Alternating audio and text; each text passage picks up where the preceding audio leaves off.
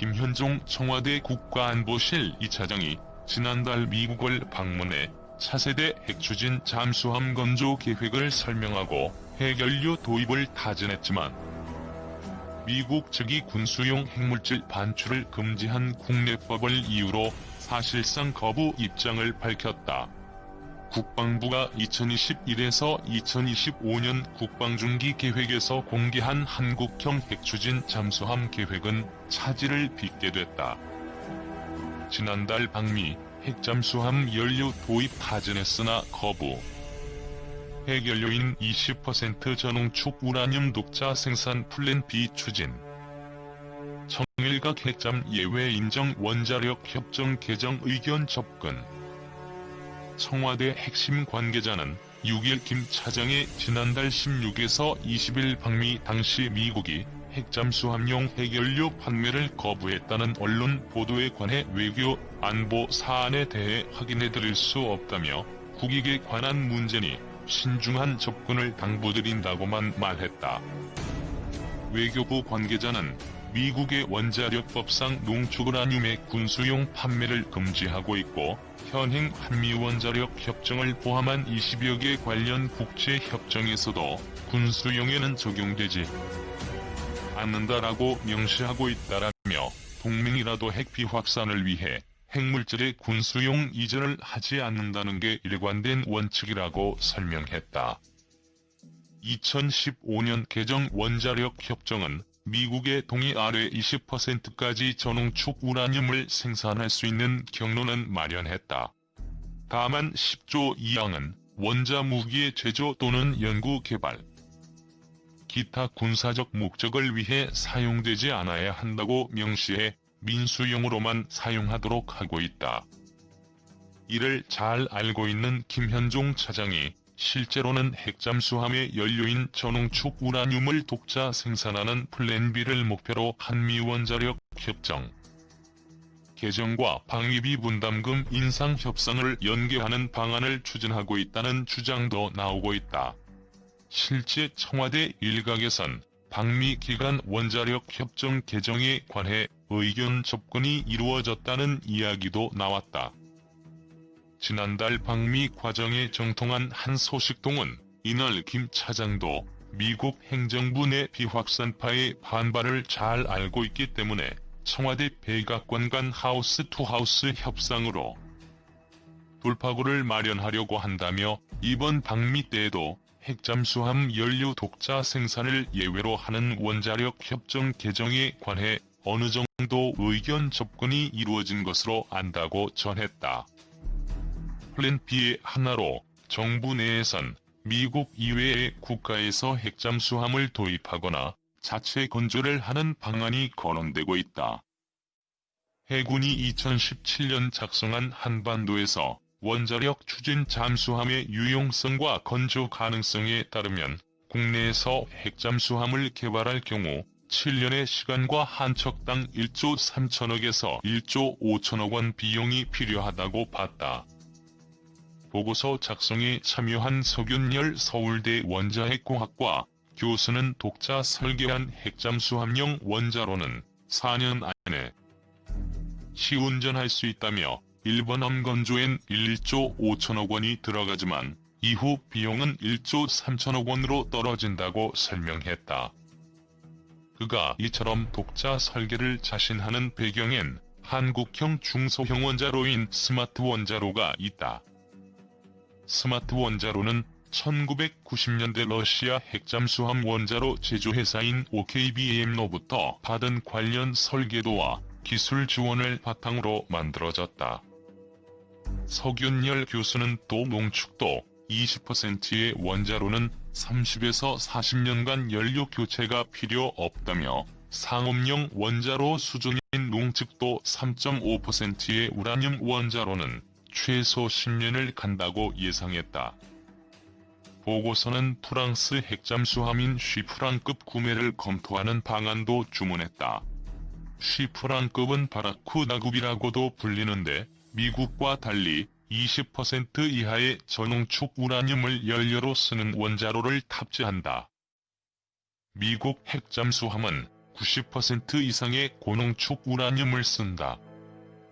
하지만 결국 한미 원자력 협정을 통해 원자력 기술과 원료를 민수용으로만 통제하고 있는 미국이 최대 걸림돌이다. 미국으로선 원자력 협정 개정으로 한국의 예외를 인정하게 되면 일본도 곧바로 핵잠수함 건조에 길을 터주는 것이라서 실제 협정 개정까지 상당 기간이 걸릴 것이라는 전망도 나온다. 김홍균 전 한반도 평화교섭 본부장은 이날 중앙일보에 한국의 핵잠수함 추진을 용인할 경우 동북아 군비 경쟁을 촉발할 수 있어 미국은 이 문제를 단순히 하나의 예외 인정이 아니라 전체 동북아 전략 차원에서 판단할 것이라고 설명했다.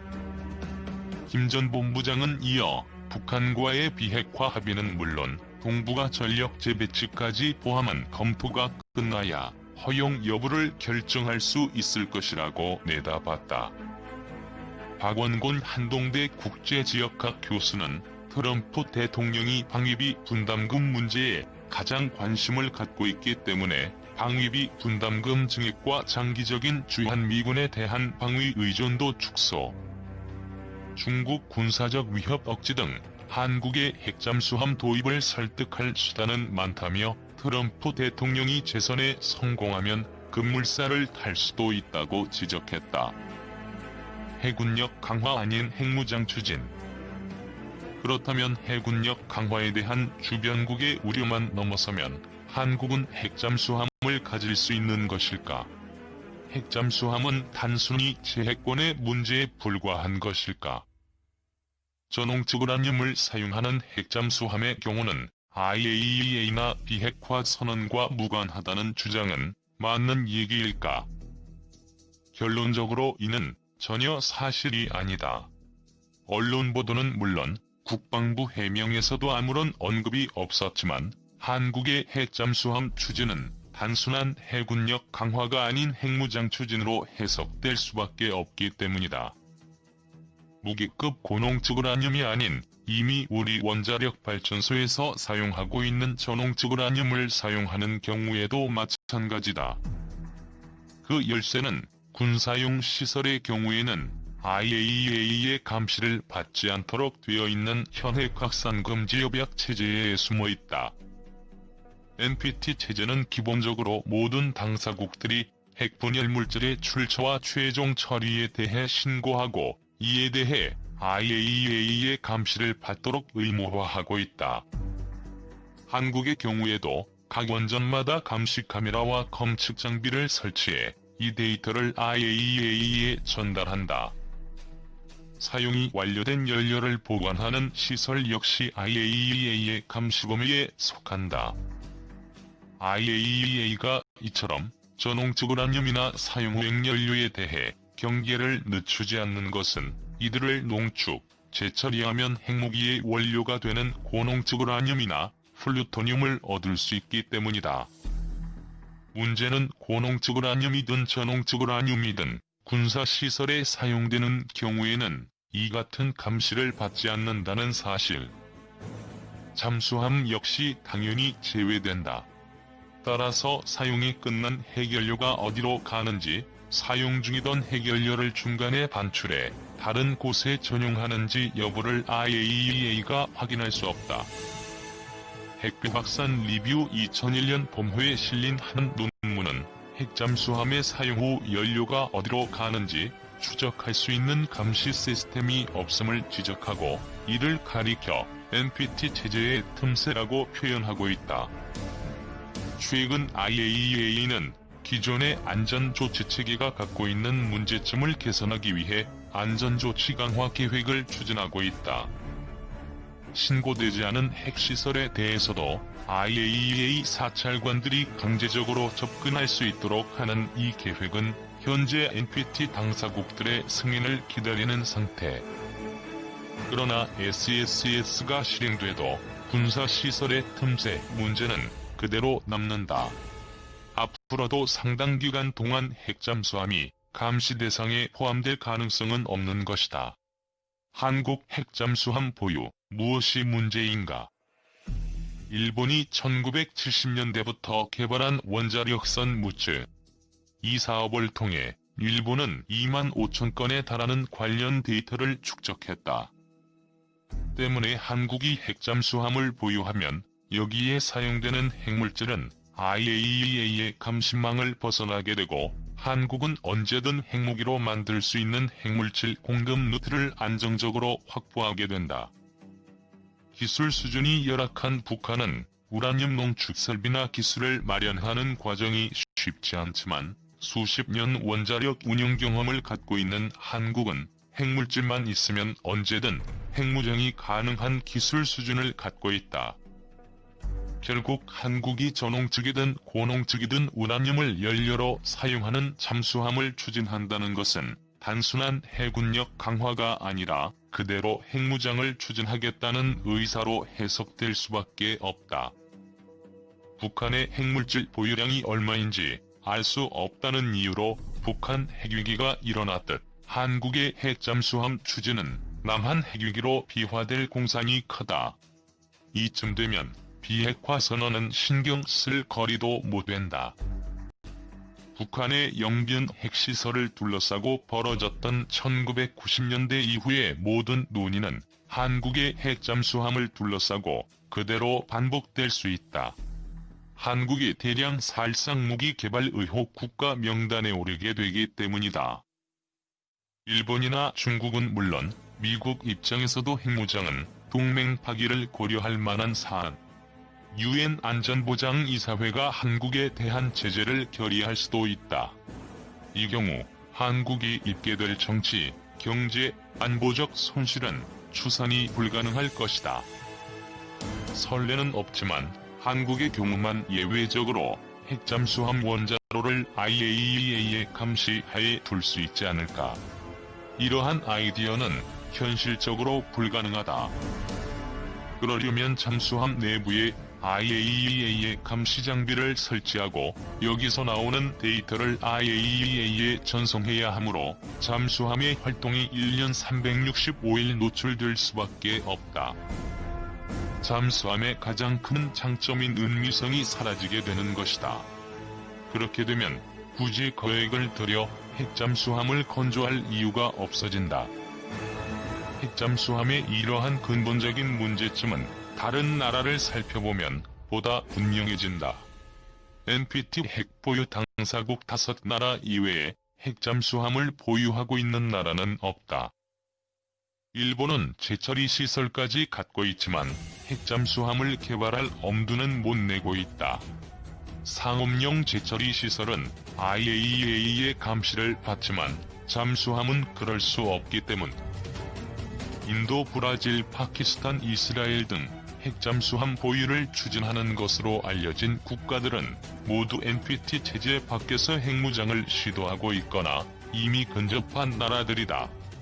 한국과는 상황이 전혀 다르다. 이 같은 상황 전개를 무시하고 잠수함을 건조한다 해도 문제는 남는다. 연료를 구할 방법이 묘연하기 때문이다. 현재 발전소용 우라늄을 판매하는 나라는 미국과 러시아, 프랑스, 캐나다 정도. 그러나 이들도 발전소용이 아닌 잠수함용 우라늄은 판매할 수 없다. 이들이 속해 있는 핵공급국 그룹 협정은 평화적 목적이 아닌 군사용도로는 핵물질을 판매할 수 없도록 규정하고 있어 이들 나라는 국내법으로 개별 기업의 군사 목적 핵물질 수출을 금하고 있다. 이를 어길 경우 국제적으로 대대적인 금수 조치가 뒤따른다. 발전소용이라고 속이고 우라늄을 들여오는 것도 불가능하다.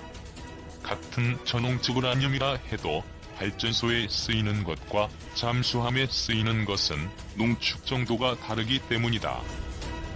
이 농도를 결정하는 것은 천연 우라늄을 원심 분리기에 넣고 가공하는 작업의 반복 횟수. 미국과 러시아 핵잠수함이 사용하는 90% 이상의 우라늄은 가공 작업을 대략 40회 이상 반복하면 나오는데 이 작업을 7에서 8회 정도에서 중단한 것이 3에서 5% 전홍축 우라늄이다. 용도에 따라 다른 농도의 우라늄을 사용하는 것은 같은 출력을 얻기 위해 들어가는 연료봉의 분량과 안전성, 수명이 다르기 때문이다. 원자로의 효율이 같을 경우 3% 연료봉은 90% 연료봉에 30배를 넣어줘야 수명이 같다. 또한 농도가 낮을수록 불순물이 많아 가동 중에 피복관이 깨지는 등 안정성도 떨어진다. 농도가 낮은 연료봉은 금방 닳기 때문에 그만큼 자주 교체해야 하는 번거로움도 있다. 안정적인 상황에서 가동하는 발전소용 원자로라면 이 같은 단점이 큰 문제가 되지 않는다. 그러나 바닷속이라는 극한 상황에서 운영해야 하는 잠수함 원자로의 경우는 얘기가 다르다. 때문에 90% 이상의 고농축 우라늄을 150년 이상 쓸 수 있을 만큼 비축해두고 있는 미국은 모든 핵잠수함의 고농축